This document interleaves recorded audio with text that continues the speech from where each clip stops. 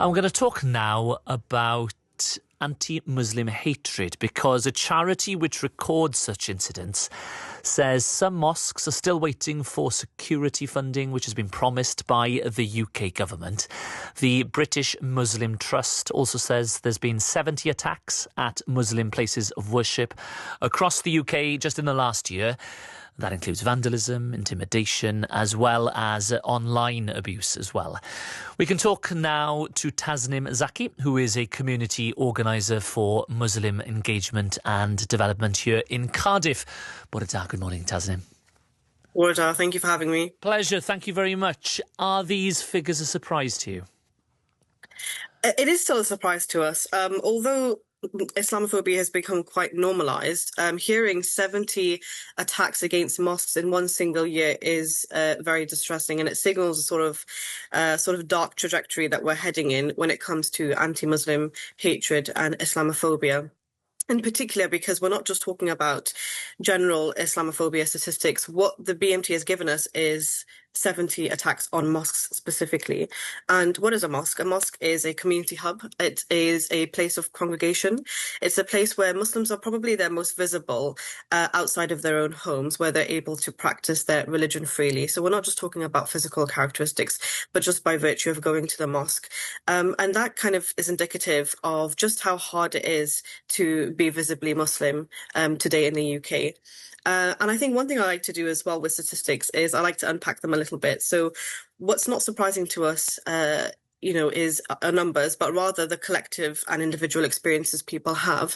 So when we hear 70 mosque attacks in a single year, we're not just talking about offensive graffiti, which in itself is a bad thing, but we're also talking about women being spat at outside the mosque. We're hearing about elderly people being assaulted outside of the mosque. We're hearing about arson attacks, where we're seeing mosques being petrol bombed with people still, unfortunately, inside having, the educational classes. And in more extreme circumstances, what that figure is also referencing that people might not know about are failed plots to massacre people inside these mosques. So more notably, we've seen Green Cock Islamic Centre in Scotland. We've heard about Leeds Islamic Centre. We also heard more recently about the Islamic event that took place in Suffolk with over 15,000 people in attendance. And one last point I'd like to make on that, which again might be news to people. When we hear statistics like this, and I'm not sure if the British Muslim Trust made reference to it, they tend to be very English-centric. So I like to bring it back to home, i.e. in Wales. And we know not too long ago, in the last 12 months, there was also a plot against Medina Masjid by two young men shy of 20 years old who wanted to essentially lock the doors and commit a massacre again. So this is something that is not exceptional to one specific area or a few areas. This is a nationwide problem. And they are referencing the crimes that have been reported. Of course, not everything is reported. Exactly. So we know, as from a grassroots perspective, that there is massive amounts of underreporting, not just in terms of general Islamophobic incidents against individuals, but also against mosques. And so whatever we usually see, as you rightly said, is not really capturing the kind of extent. And that could be down to various reasons that people don't report. But for us, I think the main message we want to get across is for police as well to make sure that they're recording things properly. We've heard stories where lesser incidents, and that could mean anything, have not always been recorded or taken seriously. Can I ask you before we let you go, Tasnim, about the security funding? Have you seen it in Cardiff, where you are?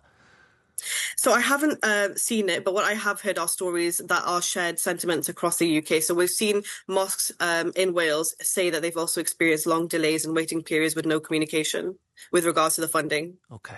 Well, the Home Office is saying that this government has increased funding for protective security at mosques, Muslim faith schools and community centres to record levels, they say, up to £40 million in this financial year. And they are working to process all applications as quickly as possible.